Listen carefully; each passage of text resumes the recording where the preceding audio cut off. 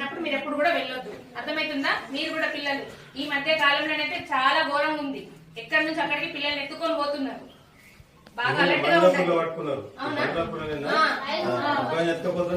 అదే అంటున్నాం. ఇది మాత్రం జాగ్రత్తగా ఉండండి పిల్లలు, అమ్మాయిలైనా అబ్బాయిలైనా. మీతోటి అంటే ఎవరైనా అక్కడ మీరు వెళ్ళేటప్పుడు ఎవరైనా పిల్లలు ఎన్నో కనబడ్డా కూడా కొంచెం చూసుకోండి. ఎక్కడి నుంచి వచ్చారు ఏంటనేది మీ పిల్లల్ని అడగండి. కొద్దిగా గుంపులు వెళ్ళండి, సింగల్ గా అసలు వెళ్ళొద్దు. వింటున్నారా? ఎటు పడితే అటు చెట్లెంబడి పుట్లెంబడి తిరగడము, సింగల్ గా పోవడము అట్లాంటివి చేయకండి. అమ్మాయిలు అబ్బాయిలు ఎవరైనా కూడా. మీకే కాదు మీ పెద్దవాళ్ళకు కూడా చెప్పండి. ఎందుకంటే ఇప్పుడున్నటువంటి సిచ్యువేషన్ లో మీకోసమే కాపలా కాసుకొని ఉంటున్నారు. ఏ టైం అంటే ఎక్కడైనా అక్కడైనా కూడళ్ళ దగ్గరైనా ప్లేస్ ఎవరు లేని చోట కూడా అట్లానే చూస్తున్నారు. కాబట్టి జాగ్రత్తగా ఉండండి. అయితే 10th క్లాస్ చదువుతున్న పిల్లలు ఎవరైతే ఉన్నారో ఇక్కడ లేరనుకుంటా సార్, కొంచెం చెప్పండి.